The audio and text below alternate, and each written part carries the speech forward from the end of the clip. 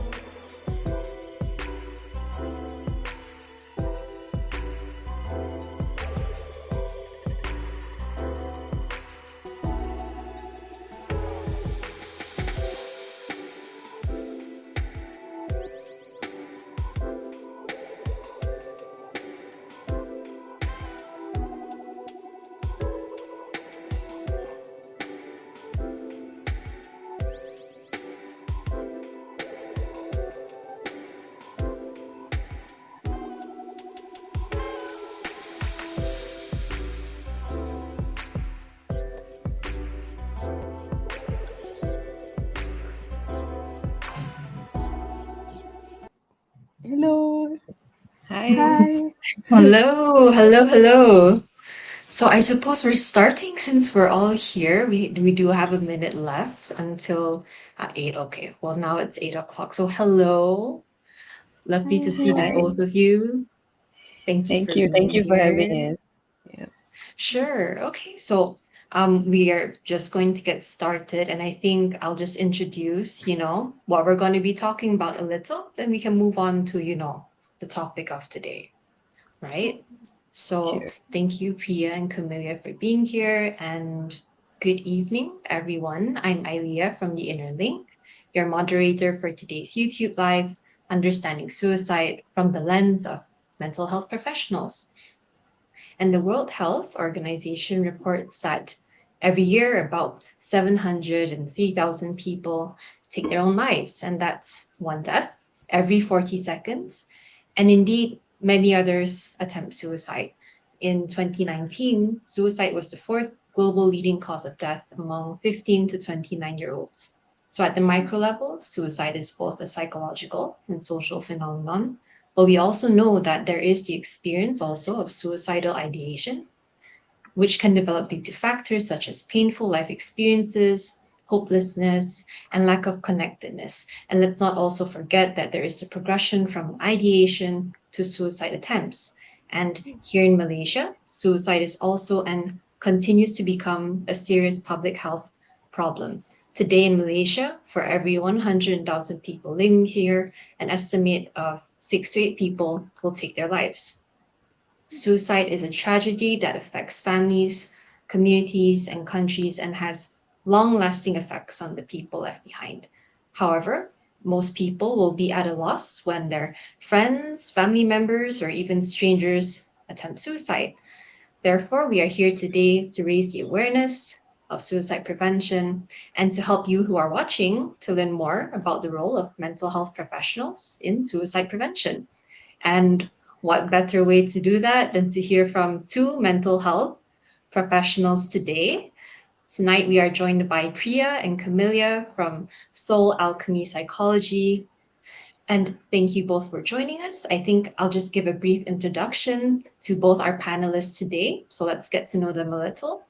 So, Priya, for the past 5 years, has been working with individuals from various backgrounds, including marginalized communities, on topics such as queer affirmative therapy, gender dysphoria, adult ADHD, childhood trauma, narcissistic abuse, emotional dysregulation, bipolar disorders, depression, and anxiety. And Priya carries out adult ADHD screenings, psychological, psychometric assessments, and through psychotherapy, she provides treatment for mental health disorders.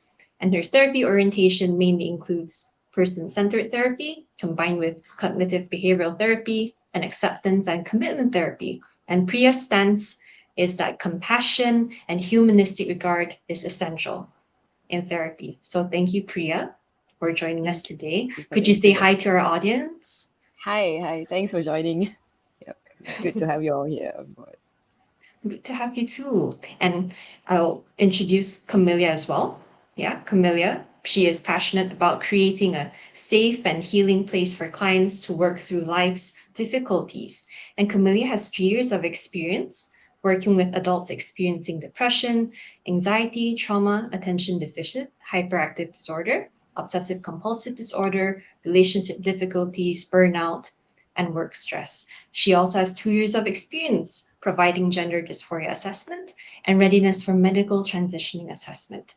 So Camellia is trained in cognitive behavioral therapy and is experienced in working with diverse and marginalized communities such as domestic violence survivors, refugees, LGBT persons, and people living with HIV. So welcome, Camellia. Could you say hi to our audience? Hi, everyone. Nice to see all of you here. So we are so fortunate today from the InnerLynk to have two clinical psychologists with us to touch on this very important topic, during Suicide Prevention Month. And if you're both ready, I think we can go to some important questions that we'd love to hear, to have some insight from the both of you today. How's that sound? That sounds That good. sounds I good. think. Good. Okay, all right. So we can just get into it. So understanding suicide from the lens of mental health professionals. And I think the first question is so important, right? What is suicidality? And maybe we can take turns answering. So perhaps for this question, Priya, could you answer this one? Yeah, sure. So, suicidality, there are many different ways of looking at it. So, there are many different definitions that are out there. I think one of the easiest ways to understand it is suicidality is the risk of harming oneself with an intent to end one's life, right? But I think it's also important for us to understand that sometimes we view suicidality in a very one dimensional way.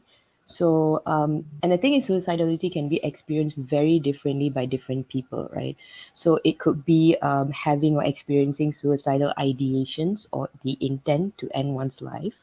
Suicidality could also look like ideations, which also have a plan to go with it, and it can also look like attempting suicide in itself, right? And speaking about suicidal ideations, what suicidal ideations are is that they are the thoughts that refer to death or dying.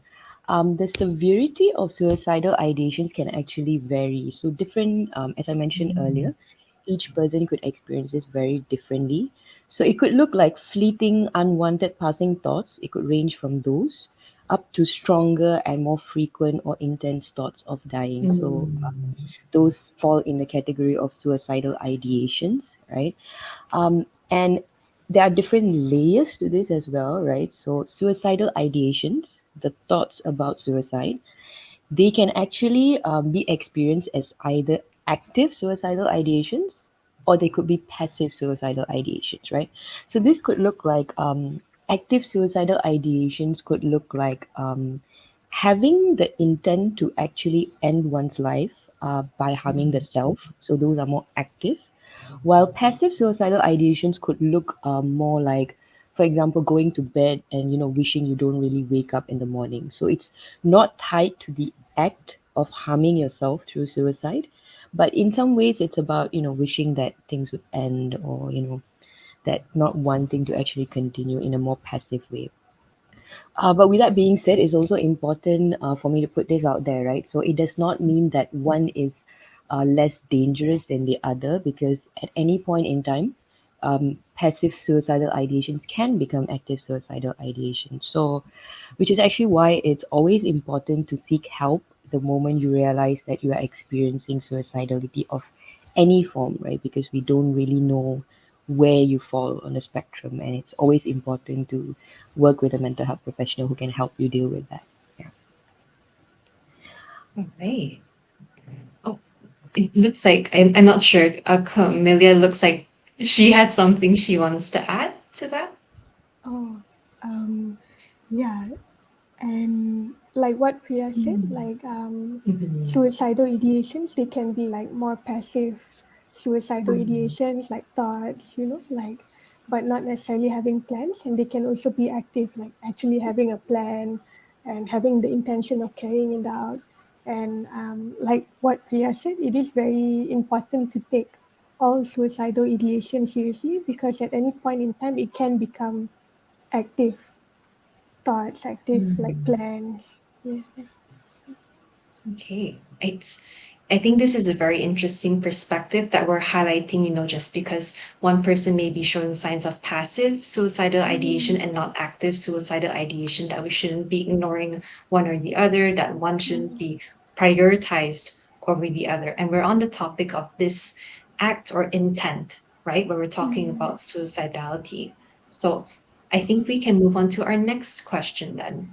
Since this is suicidality, right? I think I'll ask Camelia now. What do we know about suicidality in Malaysia? All right. So regarding suicidality in Malaysia, I'm gonna go through like some of the demographics, what we know about the demographics.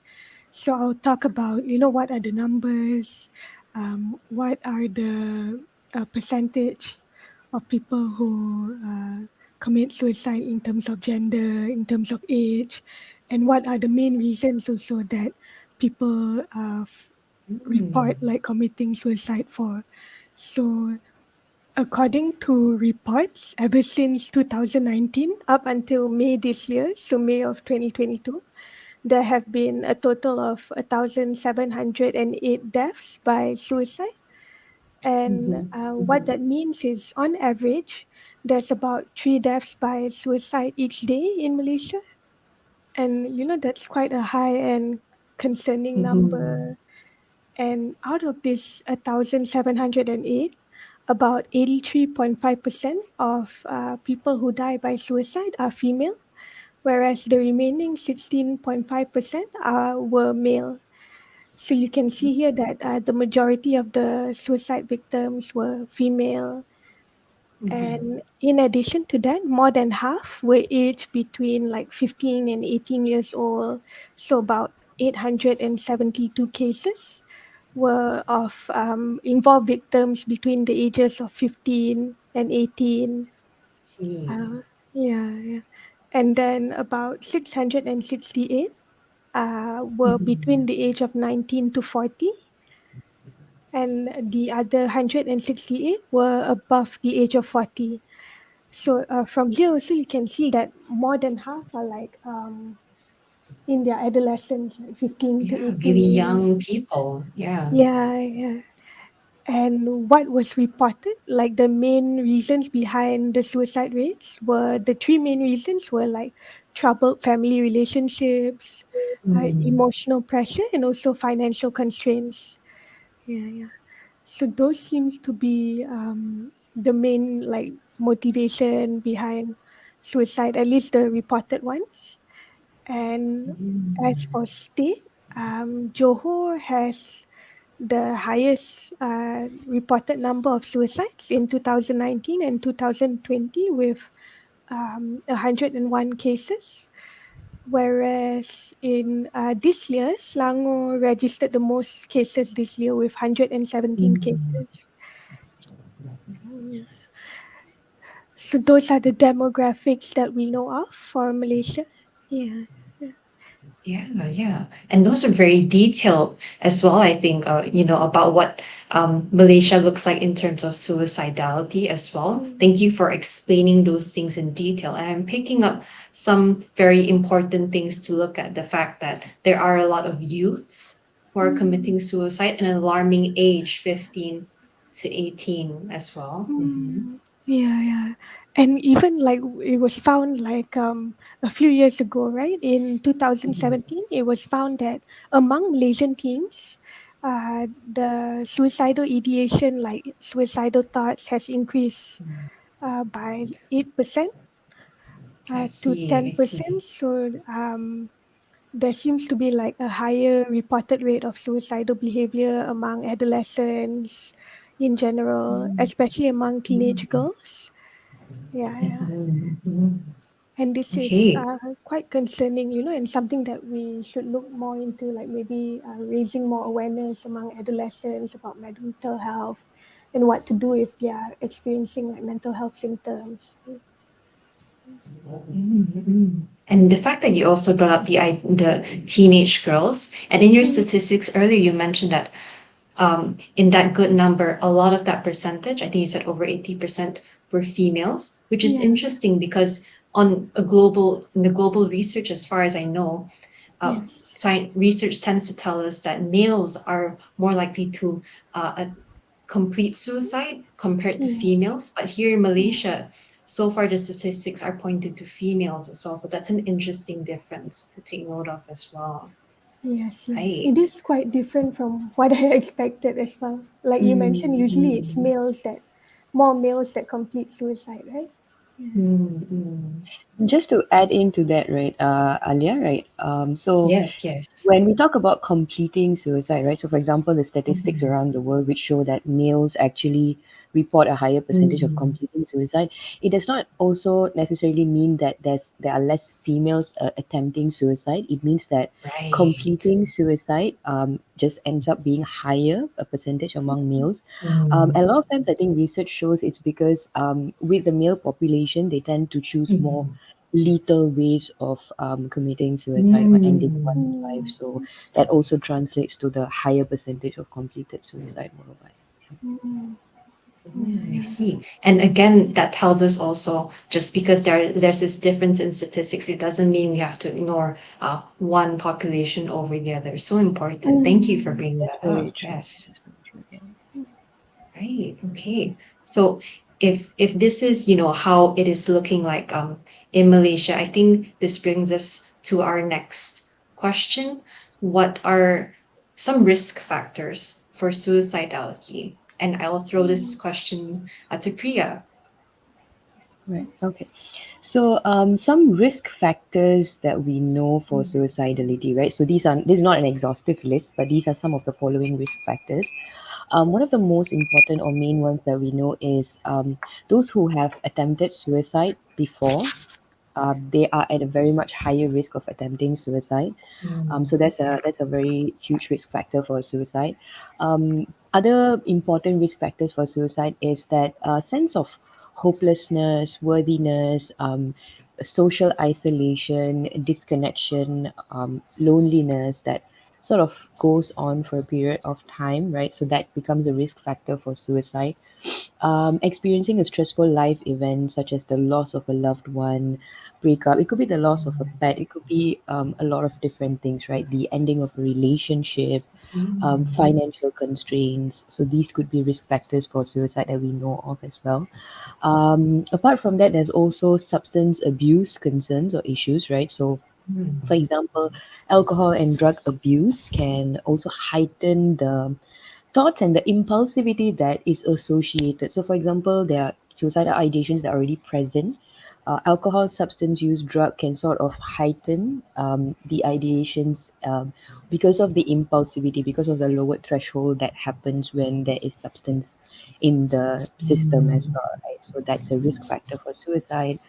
Having suicidal thoughts and also access to things and objects that can harm the self Right. in close proximity at home. So, this could be like sharp objects, it could be a lot of different things within the proximity of where you live, things like that. So, that's a risk factor as well, coupled with suicidal ideation. Mm. Apart from that, underlying mental health disorders, right? So we know that mental health disorders such as depression, bipolar disorder, it could be even anxiety, right? So where there's a lot of mood fluctuations, these also relate very highly to suicidality. They are risk factors for suicide. Mm. Um, Not all mental health disorders are relate to suicidality, but they are a risk factor to develop Mm. suicidality in that sense, right? Apart from that, family history as well. So this could be looked at two different ways. Family history Right. of mental health disorders that we just spoke about, like depression, bipolar Mm. disorder, right? So that could be a risk factor, but also family history of suicide in the family in itself that could also be a risk factor for suicide, right? So a lot of recent research that shows that familial and there are genetic components even to the risk of actually committing suicide. There's a more hereditary component. It does I not mean see. that so they have figured this out, right? There's more recent research showing that a particular genome in a region of, if I'm not mistaken, it's chromosome 7 in our DNA. So it shows the increased risk factor of someone committing suicide. What that Mm. means is there could be a predisposition if there has been past suicide attempts or completed suicide in the family in itself.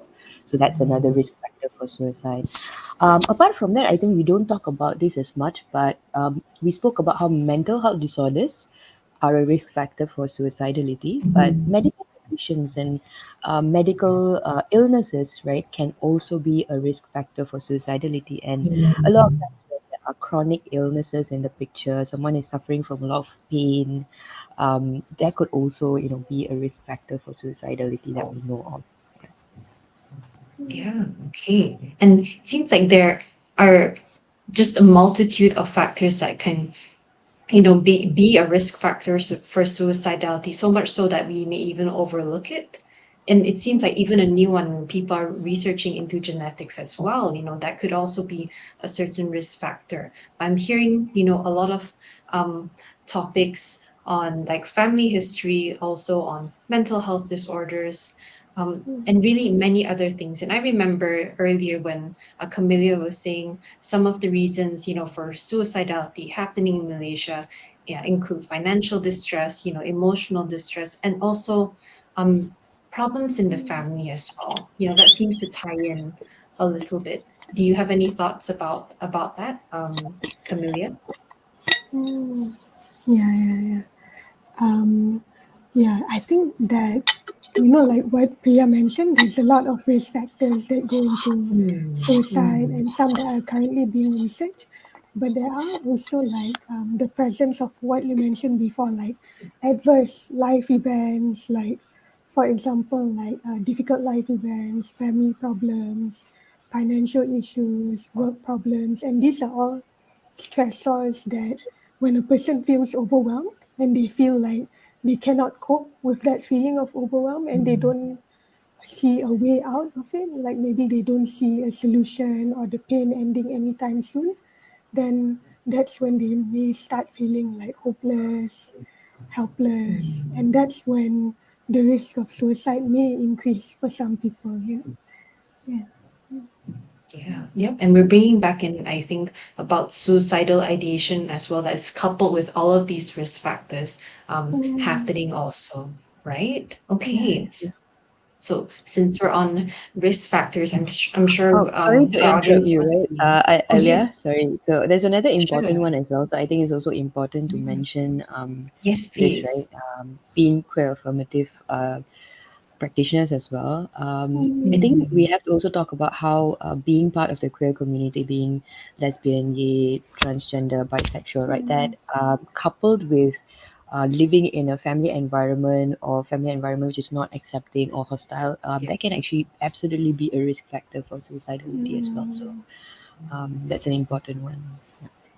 Mm, okay. So this is also touching on other social demographic factors, and so important that mm, we bring in, the topic of being part of the queer community, being linked to all these other factors that can really be affecting you and are specific, to the peoples in this community, can also be a risk factor for suicidality. I think it's important to highlight that as well.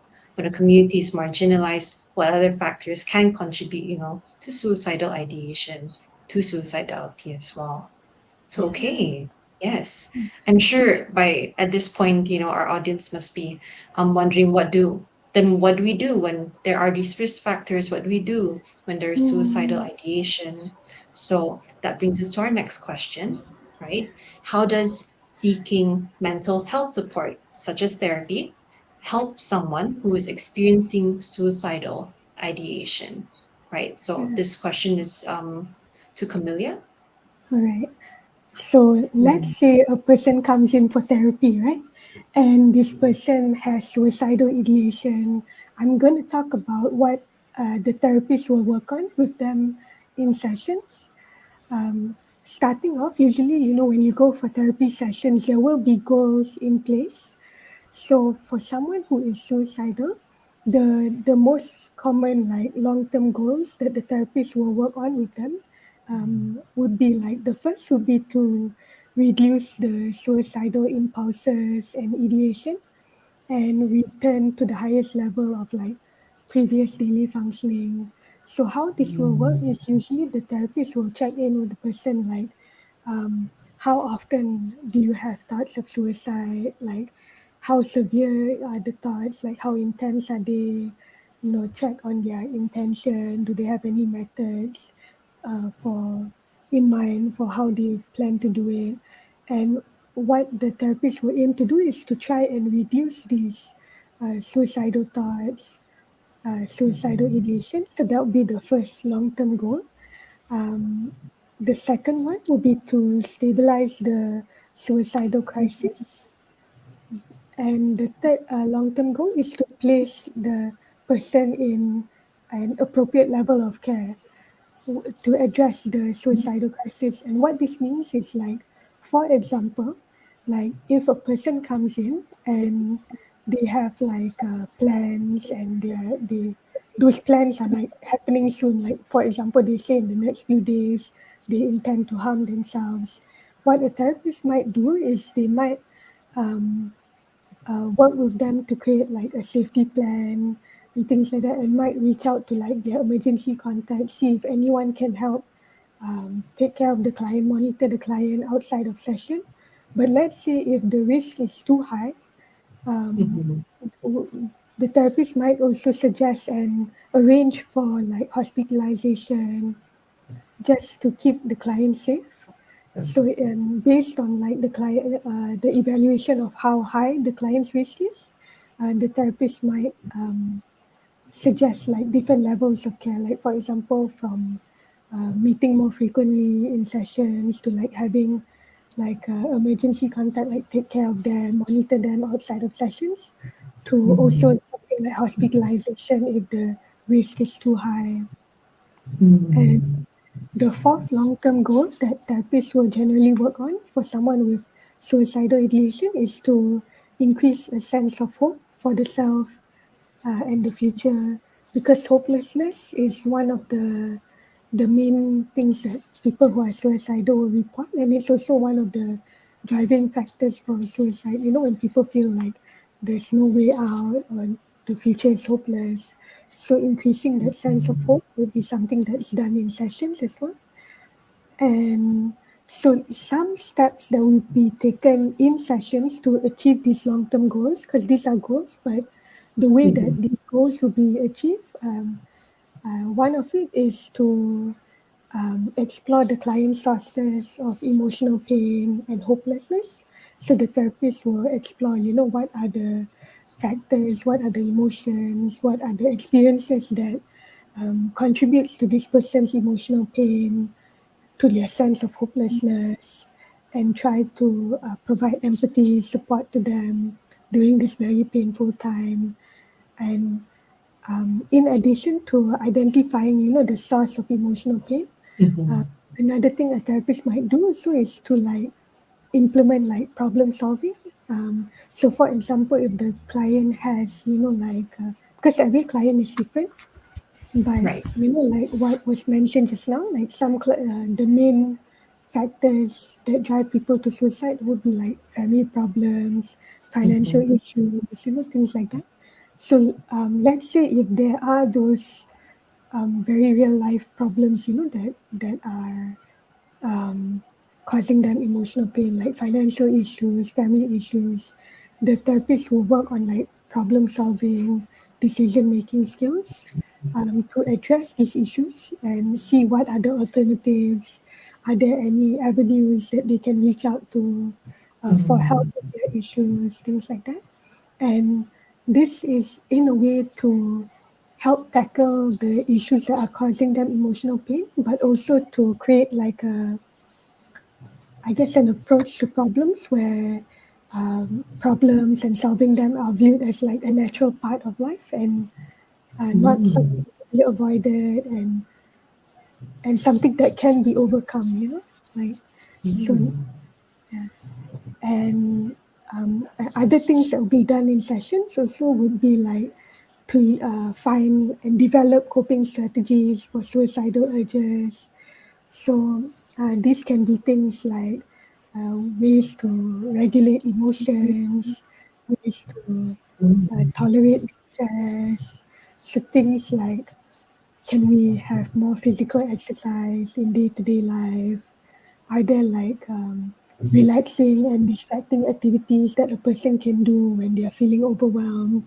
You know, Okay. and also like getting more social support, social involvement, expressing their feelings more in sessions, and then also having regular contact with therapists. So these can be like different coping strategies to deal with like suicidal urges and stuff like that. And other things that will also be usually done in therapy for someone with suicidal ideation is to learn like what are the behaviors that they can do that can give them a sense of like positive emotion. So like increasing activity, things that are pleasurable, enjoyable, maybe things that give them a sense of accomplishment, a sense of pleasure, so that this person has more positive emotions and experience positive emotions more frequently, And lastly, another important thing that will be done in therapy also to address suicidal ideation is to identify like what are the thinking patterns that kind of create this sense of hopelessness and helplessness. So hopelessness and helplessness are like two very common like emotions reported by people who are suicidal, and we want to get uh, to see what are the underlying thoughts that they have. Maybe like, oh, the future is hopeless, or I can't do anything about this, I can't change anything, and see whether we can work on those thoughts. Because by working on those thoughts, we might be able to decrease, like the feelings of hopelessness and helplessness, and that in turn will help to reduce like the frequency of suicidal ideation, the intensity of suicidal ideation.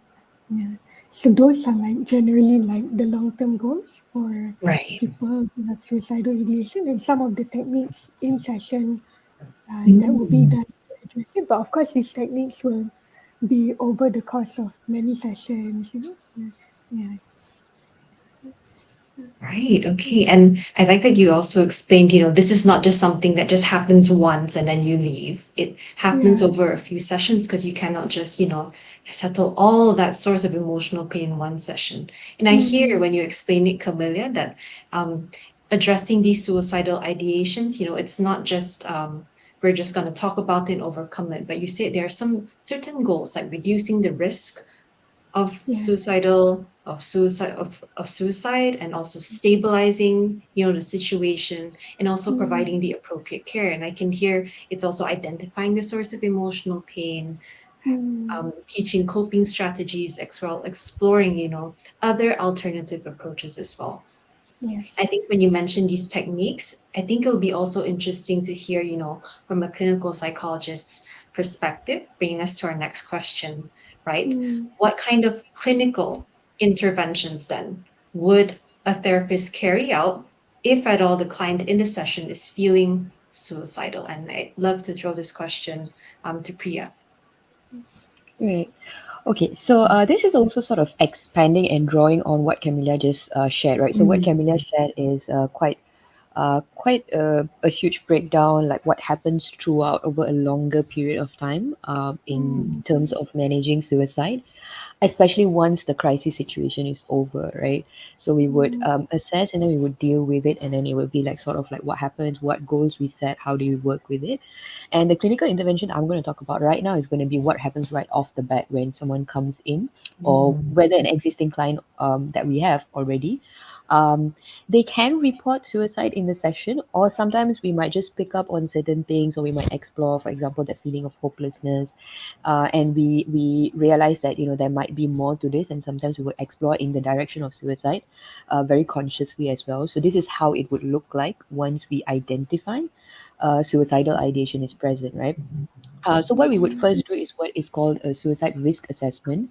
It's a very thorough and in-depth assessment of the individual's current and past experiences of suicidality, their risks and protective factors that they're currently experiencing, that's in their life right now.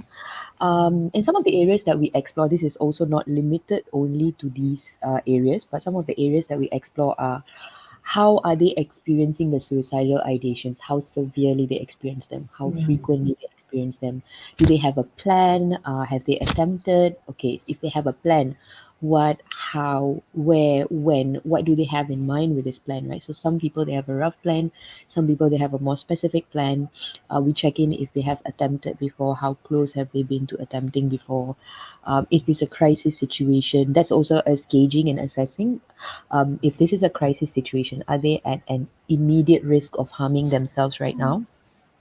And this would usually, this is what we call a suicide risk assessment, right? So there's more that goes into a comprehensive suicide risk assessment, but these are just some examples of what we would gauge, try to understand, and explore when it comes to a suicide risk assessment. After we do a suicide risk assessment, what we would do is what Camilla mentioned earlier, right? It's we would come up with a safety plan.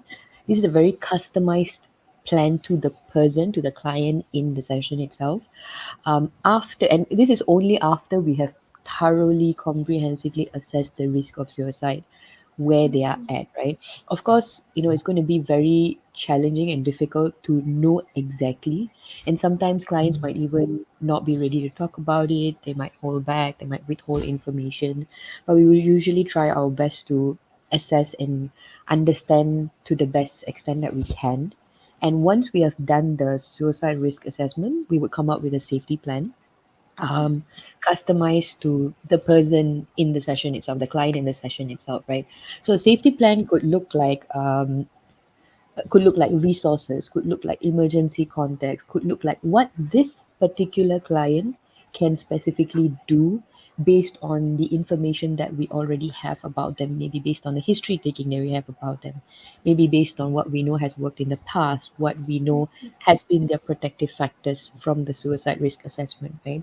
So the same thing might not work for everybody, the same strategy might not work for everybody, which is also why a very comprehensive and thorough assessment, we take this really seriously. So I know maybe you can even see from the way I'm talking about this, right? So it's going to be okay. I need to understand where you're at. And there's also a lot of validation and empathizing and understanding about why this is happening, why you are experiencing this, right? So on one side, we have the assessment that's going on, we have the safety plans that are going on, but at the same time, it's not about judging the client. It's not about, because there's already a lot of Right. shame and stigma associated with experiencing suicidality. So it's going to be a combination of all of these things and understanding what they need at this point, what can best help them and facilitate them with this struggle that they're having with suicidality at this particular point in time.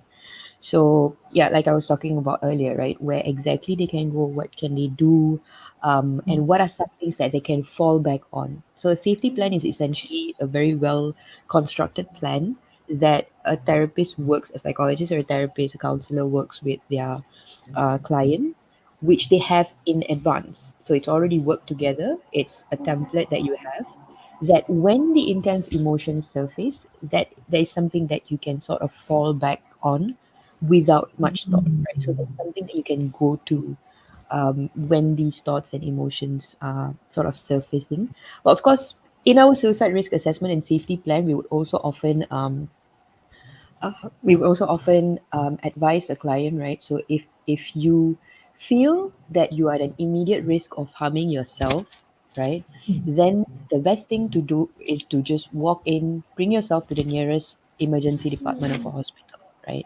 So a safety plan, yes, there are a lot of things that you can do. There are emergency contacts, there are all these different things, but if there are just times where it becomes really intense and overwhelming and you think you might not be in control of what your next action will be. So that's when we sort of want them to pivot and say, okay, I'm going to walk to the nearest, you don't have to walk, but I'm going to just drive myself, get a My friend, way. bring there, grab there, just go to the nearest hospital's emergency department. And it's important to understand that, so this is for information purposes, right? Like what do we do? Right. What do mental health professionals do? It's going to also be important to put it out there that a suicide risk assessment has to always be done by a trained mental health professional or a healthcare professional, right? Because it's always done in a safe and controlled environment by somebody who's already trained. So it can be done in a therapy session. It can be done in a hospital's emergency department because these healthcare professionals are equipped to assess for, and also they are best equipped with the resources to facilitate you at that point in time, right? So it's not about judgments, it's not about how can you do this, it's none of that. So it's very focused on how can we help you at this point in time with this current really difficult place that you are in. And that's what it looks like, right? So that's pretty much some of the clinical interventions that we have. The other one that we introduced, which also Camellia spoke about, is this is going to be past the crisis stage. So when the client comes back into therapy, or for example, if the crisis stage never happens, but um, we already have part of the treatment plan in itself, right? We Right. introduce healthy coping skills. We introduce distress tolerance skills, right? So distress tolerance skills are, distress is that emotion, that intense emotion that you experience when it sort of heightens, right? Okay, and I think another important thing that we also need to understand is the ideations themselves, suicidal ideations themselves, they can come and go, they can fluctuate, they can be there for over a period of time, but usually they are intense in the moment. So you might realize that there are certain moments for those who are experiencing it, right? There's certain moments where it sort of peaks and it's very strong, right? So some of the healthy coping and distress tolerance skills, if you're not in a crisis situation, you know that you're not at an immediate risk of harming yourself because that's when you go to the emergency department. If you realize that it's intense, but you feel like you're still able to, you're still able to do something about it, right? It doesn't feel too out of your control, right? So that's when we incorporate or we teach clients to incorporate distress tolerance skills, right? So how, because the intensity is very in the moment, what we know is it's an emotion, it's a feeling. So it's going to peak and it's going to sort of drop, right? So what is going to be important is what do you do when it peaks, when it's at this point, right? Is it possible to pivot to something else, to know that this is happening, to be aware that this is coming up, suicidal ideations are coming up strong, but are you in control or are you able to at that point in time to sort of pivot? And this can look like, because it's different for different people, it could be different things that work for different people, but it could be like, okay, can I phone a friend at this point? Can I call a befrienders, a suicide care helpline? Can I take a nap right now and just go to sleep and just maybe, put myself under a blanket, soothe myself? Can I do some breathing? Can I take a walk? At that point in time, the distress tolerance skill is going to be how do we pivot from that point of because the intensity is going to drop, right? What do you do for those who are already in therapy? It's going to be important to talk to your provider, to your therapist, your counselor, your psychologist, a friend, someone you trust, right? For those who are not, even if you're able to pivot, even if you're able to do these things, please seek help because, like we spoke about passive and active, right? These can be fluctuating, this can shift. So it's going to be important, even if you have these skills, even if you can do these things, to work with someone who can facilitate and support you through that process. So those are some clinical interventions that we would introduce, right? So the first one was a suicide risk assessment, then there was a safety plan, and then there's going to be incorporating healthy coping, distress tolerance skills. What can you do outside of sessions when this happens? Um, if you are not an, I keep saying this again and again, but it's really important. If Yes, please. if you know that you're not at an immediate risk of harming yourself, then what can you do, right? If you're at an immediate risk of harming yourself, please bring yourself to the nearest emergency department of a hospital. Or you can find a friend that you trust, to accompany you there. It's going to be really important because they have the resources to support you through that process. Yeah. Okay. Yeah, do you think this expanded the previous question really well into what is really going on, not just in therapy, but in general, how's it going to look like when you do seek help, right? So there is the assessments being done, seeing what is really going on in this person's life, but also a lot of validation that I hear also a lot about what can you do when I'm not here with you as well as your therapist. These are things you can do. And it's great that you also highlight, that above all things, even if you can handle it, if you are experiencing ideation, to seek help as well. And I think earlier, Priya, you were just on the topic of, reach out to someone you can trust, a friend you can call. And Camelia was also talking about that as well, right? Reaching out to other avenues who the support can be for this person. And I think that brings us to our next question, right? How does social support help someone who is experiencing suicidal ideation? And I'd love if maybe Camelia could answer this one. Yeah. So let's say um, you're concerned, right? That someone you know, someone you love is thinking about suicide or planning to attempt suicide. There are several steps that you can take to support them. And in here, I will talk about how this support that you give them can help them. And the first thing that you can do when it comes to supporting somebody who is experiencing suicidal ideation is that to let them know that you care about them and that you're really concerned, you like to help them. And how you can show this care and concern is to be direct and open about suicide. So like openly talking about it, and you can even ask them if they have any plans in mind. So like there is this assumption or like opinion that like sometimes if we ask somebody about their suicidal intention or their plans, that this might increase their chances of committing suicide, or this might give them ideas that maybe previously they didn't even have that idea, right? But actually that's not true, that's not the case. So asking someone about their suicide intention or plan doesn't actually increase their chances of committing suicide.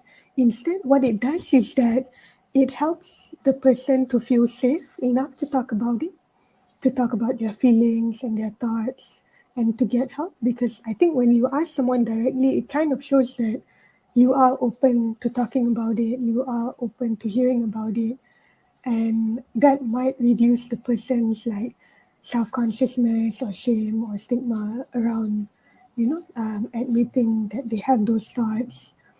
And when you do talk about suicide with the person that you love, or someone that you know that you're concerned about, it would be good to like listen and accept whatever feelings that they are expressing at that time. So try to listen to them as non-judgmentally as possible. So like when they express their feelings, for example, if they feel sad, if they feel overwhelmed, hopeless, you can empathize with those feelings. There's no need to like judge or correct those feelings. So allow for those feelings to be expressed. An important point I would like to make here is if, as much as possible, like, because sometimes they might ask you, like, promise not to tell anyone or don't tell anyone about what I told you. So, as much as possible, don't promise not to tell anyone, because this might prevent you and the person that you're concerned about from seeking support. Because let's say if they do have very strong suicidal ideation, or they have plans, or they have plans that they intend to do soon, it is actually important to tell somebody, tell someone, as in like maybe bring them to a therapist or suggest them go to a therapist or emergency room or things like that.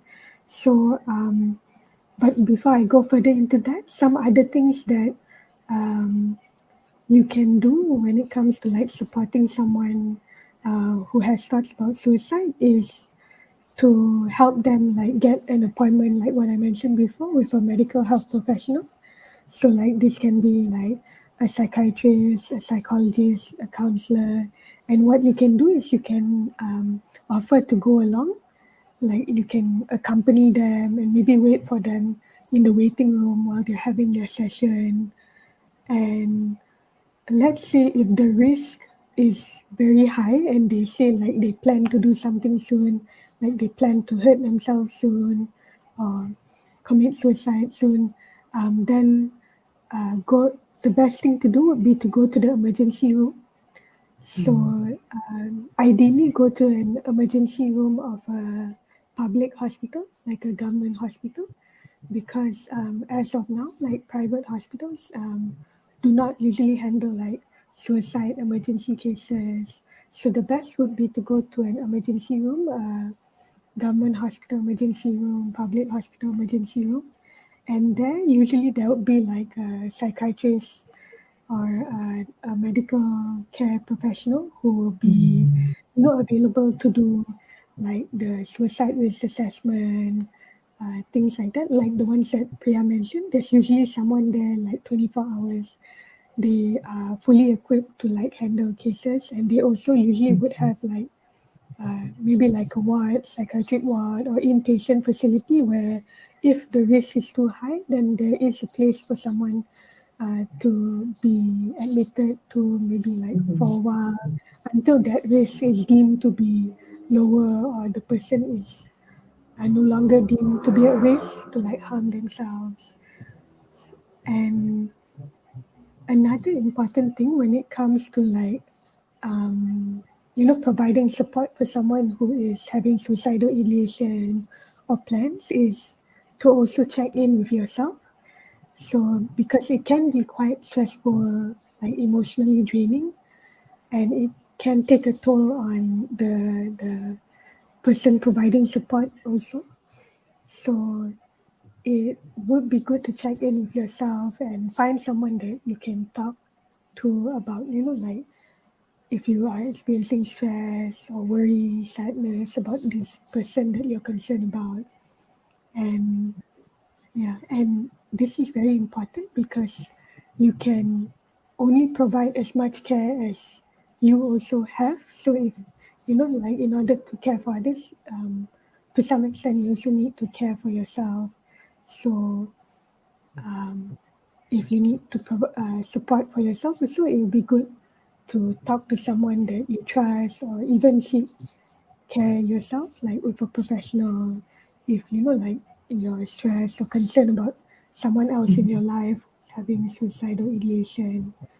So those are some of the ways that you can support someone who is having suicidal ideation.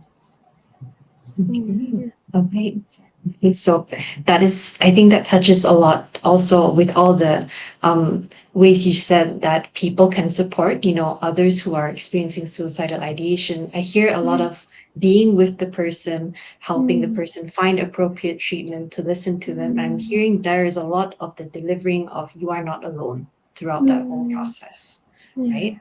And we have a couple more questions, and I'll just move on to our second last question for today. Why is it important to talk about suicide in and outside of therapy? There is the stigma, right? But why is it important to talk about it? Right. Priya? Okay.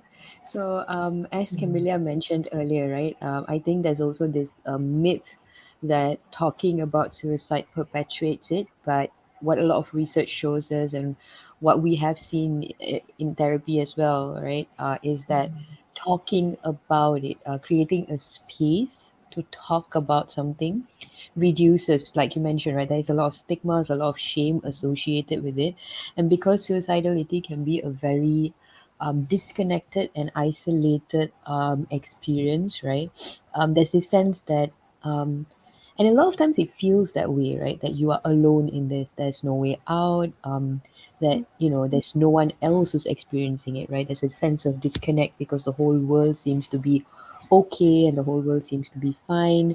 But creating a space to talk about it, whether inside of therapy or uh, among each other, right? Whether it's a friend or whether it's a group of friends, people who you trust, right? That's gonna um, so shame does not survive when there is light, right? So shame is a lot of hiding, it's a lot of suppression, and it's understandable why there is shame, because it could, a lot of times those who are experiencing suicidality can feel like, if I talk about this to someone who I trust, to a loved one, I will be burdening them, right? So these are some of the thought processes that accompany the experience, and because suicidality can also be, it does not have to be related with depression, but a lot of times it's related to a low mood or depressed mood state. So, and what we know about low mood and depressed mood states are the amount of negative thoughts, or automatic, what we call automatic negative thoughts, right? They are way higher when you are, for example, compared to if you are not in a low or depressed mood state, right? So these thoughts about being a burden, these thoughts about, no one would understand me, I would never receive help, things would never become better, right? You can also view automatic negative thoughts in a different way, which is like, sometimes when you're in a very depressed state or a low mood state, right, your mind and your brain can actually lie to you. So that's what these automatic thoughts are, right? So what your brain is trying to do, it is trying to protect you by by avoiding threats, by avoiding pain, by avoiding suffering, but and in that attempt to protect you, right, what the brain is doing is sort of preventing further connection, preventing further support, preventing further isolation without actually knowing it. So creating a space to talk about suicidal ideations or plans, attempts, anything, the experience of suicidality removes that or reduces the shame and stigma greatly, right? And sometimes through conversations, you might even realize that, oh my God, this other person has had similar experiences I never knew. And you might even be able to connect, receive support, and even give support in that sense, right? So talking opens up these spaces. But of course, it's going to be important to talk to someone who you trust, right? And also the whole sense of connection. Remember, part of the risk factors, the feeling of worthlessness, the feeling of hopelessness, and a huge part of it is also the feeling of disconnectedness, feeling alone, right? So, to offer connection increases a sense of belonging, and research shows that an increased sense of belonging actually reduces the risk of suicide greatly, very, very greatly. So, just to offer that space would also mean offering a sense of connection, and the other person can or might feel a sense of belongingness where previously they did not feel that way, right? And there's with belongingness, there's connection, there's a little bit more hope, right? That when it's really difficult to see the light at the end of the tunnel, right? Just a glimmer of something gives people something to hold on to, right? So that's really important in that sense. Why it's also important to talk about suicide is valuable, trusted resources can be accessed by talking about it to trusted person, to a mental health professional, right? So you might find that a friend has had a previous experience, or a friend might be in a place where they can suggest some resources to you, or a friend might offer to, like what Camilla mentioned earlier, you know, if you're ready to go and seek help, a friend might offer to follow you and sit with you or sit outside the session, right? Just wait it out with you and have it's like a shared experience, but it's also where the experience where you receive the help and you receive the support that you need, but there is someone there who can also additionally support you, right? And it increases a sense of belonging. Even going into therapy, right? So there is a sense of connectedness. Of course, it's a more professional relationship, right? A therapeutic relationship. But just to be able to be seen, for your experiences to be seen, your feelings and emotions to be validated, and to be able to connect to someone who you can trust in a safe space, that's going to be really really huge in helping someone who is experiencing suicidality, suicidal ideations of any form, of any severity. So yeah, those are some of the important reasons why we would want to create spaces to talk about it, right? Mhm. I'm hearing that, when we're talking about it, just in itself, the talking about can increase that sense of belongingness, just like you mentioned. And I think that just brings us to our last question for today, right? Very briefly, what resources do we know are available for suicide prevention? Right. So let's say if the risk is really high, like, and the urge to do something is very strong, then and you feel like you can't control your urges to harm yourself, right? If that's the case, then you would need emergency help, and the best thing to do is go to the emergency room of any like public hospital. And let's say if you can't go there safely, then call 999, and then an ambulance can be called to bring you there safely. And as for like, let's say if the urge is lower or you don't have any plan, but you do have those thoughts, then some of the helplines that you can reach out to, like the 24-hour helplines that you can reach out to, include like the Befrienders 24/7 hotline, and also the Talian Kasih 24/7 hotline. Talian Kasih also has a WhatsApp number where you can text them any time of the day. if I'm not mistaken, it's available 24 hours. So I'll just briefly share, verbally share the numbers. So like for the befrienders 24/7 helpline, it will be, the number is 0376272929. For the Talian Kasih 24/7 helpline, is 15999. Okay. And for the Talian Kasih WhatsApp, it will be 019-261-5999. Also, I know like this is, I'm stating the numbers very quickly, but you can also find on our Instagram page, like on the Soul Alchemy Instagram page. So we do have like in our highlights like the number of like 24-hour helplines there. So if you just want to see it, you can go to the Instagram page, look at one of the highlights with the emergency helplines. It will be there. And as for minors, for people who are underage, the helpline available for them is called the Buddy Bear Child Line. So this one is specifically for minors. So the number for the helpline will be 1-800 182327. And then you can also contact them on their Facebook. So they have a Facebook Messenger at buddybear.humankind. So those are the resources for like, let's say the risk is imminent, go to the emergency room or call 999. For the 24-hour helplines, it will be Befrienders and Talian Kasih. And for minors, it will be the Buddy Bear Child Line. Yeah. Great. Yeah. Those are some really great immediate resources, that are already available, for people who are seeking help, who need immediate assistance as well. And thank you so much for pointing those out.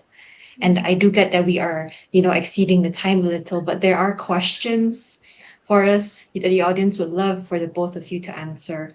So if you're ready, I'd just like to pull out, some of the questions that the audience have asked us. And the first one here from Eric: does asking someone about suicide put the idea in their head? I think you addressed this a bit. Would anyone like to answer this question? I think I'll go ahead and Okay, sure, answer. great. So for asking someone about suicidal ideation or their plans doesn't increase their chances of committing suicide. Also, it doesn't, let's say if they never had that idea, asking them would not like put that idea in their mind. So it's usually when you ask them, they either already have the idea or they don't, but it won't like increase the chances of them thinking about suicide. So it is safe to bring it up, ask that question. Yeah. And it would also be, just to add on to that, right? It would also be a good place to reiterate or offer support where you can, or ask for support if you're bringing it up because you want to talk about your own experiences of suicidal ideation, right? So it will be a good place to open up the conversation and also, see how we can support or receive or give support in that sense. So asking and seeing how support can be given as well. And no, the answer is no. Asking someone about suicide does not put the idea in their head. It gives them the space to talk about, their troubles as well. Okay. And I think our next question, right, from Debbie: apart from talking to a suicidal person and encouraging him or her to go for counseling, what else can we do to prevent this? Would anyone like to answer this? So maybe I can take this one. I'll try my best to address this because it's a very interesting question. I think the idea of prevention, it's kind of a tricky one, right? Because there are a lot of things that we try and do in terms of, for example, education, increasing awareness, talking about therapies, suggesting and encouraging, and all of these things, right? But remember, we spoke about the risk factors of suicidality or suicidal ideations. So sometimes they are a part of a person's experience, or they become a part of a person's experience, right? For example, we spoke about how research shows that suicidal risk can be hereditary, right? Like how a particular chromosome actually indicates higher predisposition or risk.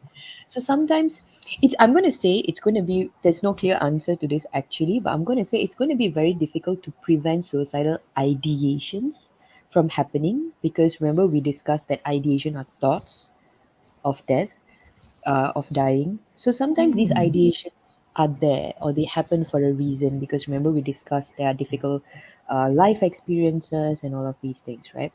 But to actually help someone who is feeling this way, who's experiencing these ideations, to prevent them from attempting, or to prevent them from creating a plan.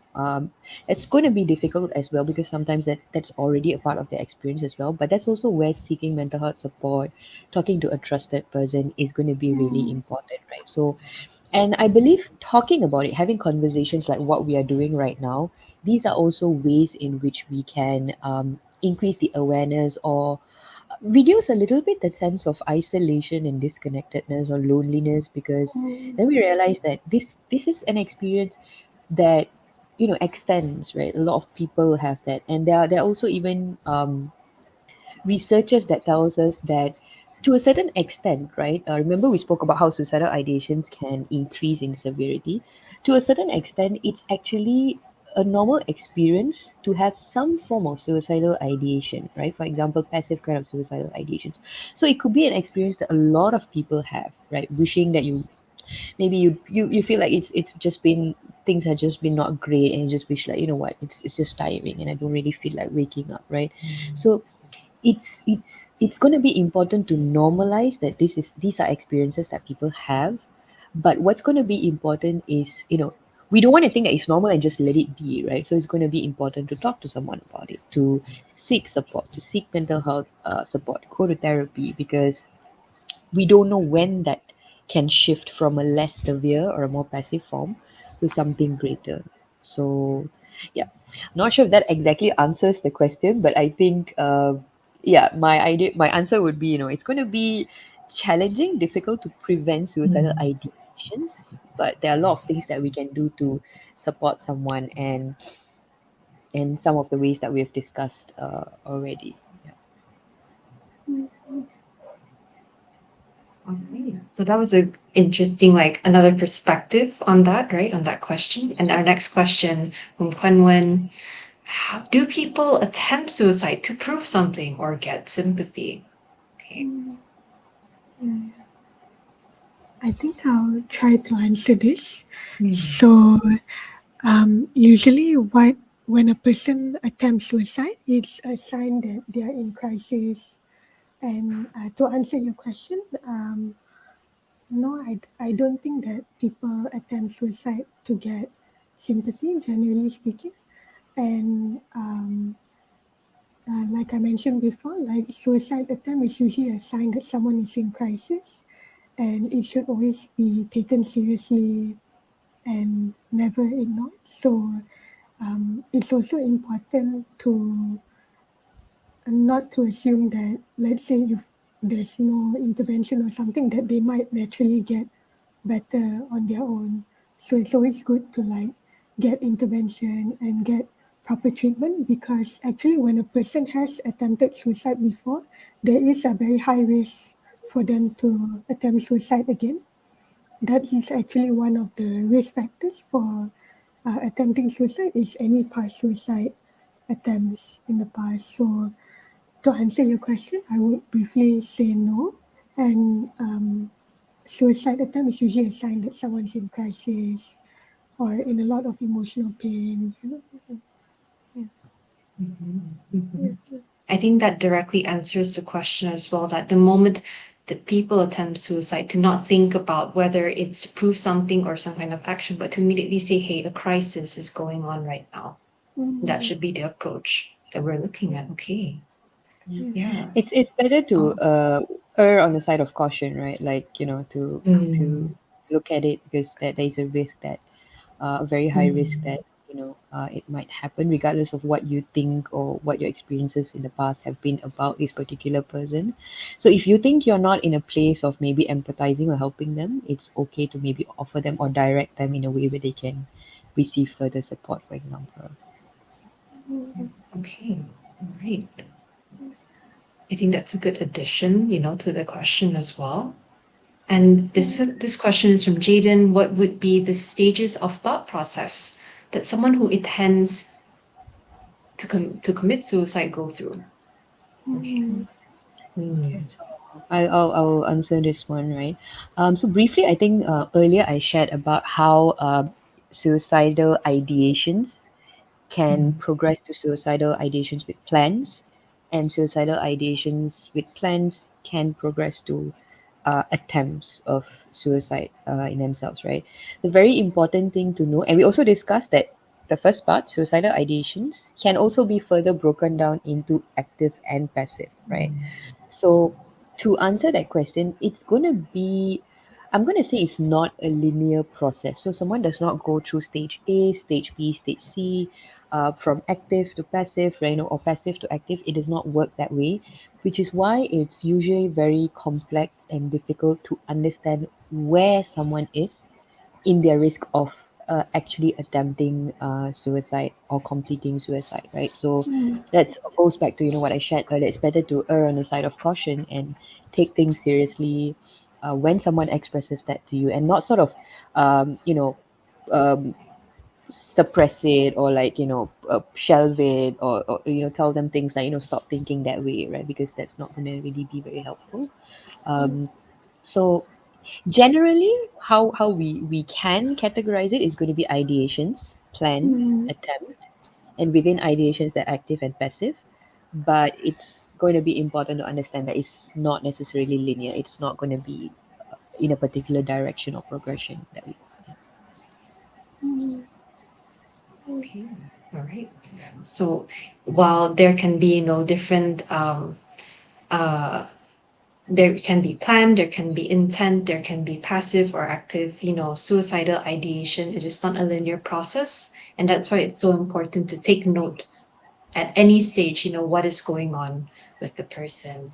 And I think that is actually all our questions, from the audience today, right? So if anyone else in the audience does have any further questions, feel free to leave them and we'll come back to them in the comments later on. But perhaps, just as a last word, Priya, Camilla, is there anything you'd like to share with our audience on final words on this topic of suicide prevention? I Mhm. think I'll Sure. just briefly go first. I think Mhm. if you are feeling suicidal, or anyone you know is Mhm. feeling suicidal, please know that you're not alone, and that there is help out there, and do reach out to a professional, reach out to people that you love, reach out to a professional, get help, and um, know that things can get better with help, with support. You know? Yeah. Yeah, and what I'd like to share is, like, the closing part of our discussion is also pretty similar to what Camelia said, right? Often it can feel very isolating, very disconnected. But if there's one thing that you can do, please choose to talk to someone you can trust, right?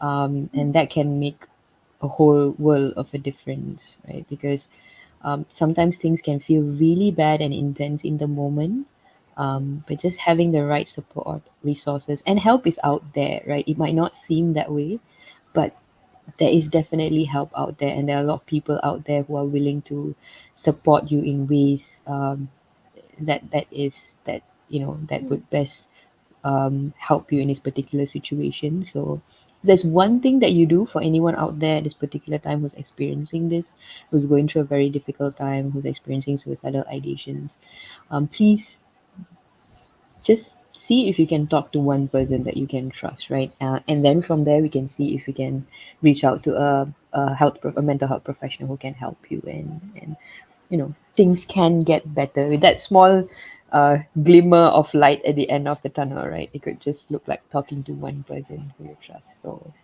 yeah, that would be something that I'd like to share for today. Yes. So thank you so much for these kind words. And sometimes when we, as therapists, when we bring up words such as these can be the first time that people are listening to such kind words. And it's so important to communicate this language all the time.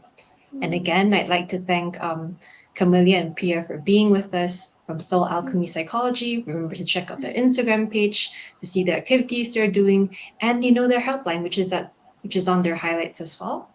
And again, as a closing, to wrap up, what both our panelists have said today, remember that you are not alone. You can talk to someone, and help is available to you. So thank you to everyone who has been with us, and we're signing off. Remember to check out the InnerLynk for our further activities and events. Thank you, and wishing everyone a pleasant evening. See Thank you. you so much, Thanks, Alia. It was Camelia. Thank great. you, Thanks, everyone. Priya. Sure. Bye-bye. Bye. Bye. Take care, everyone.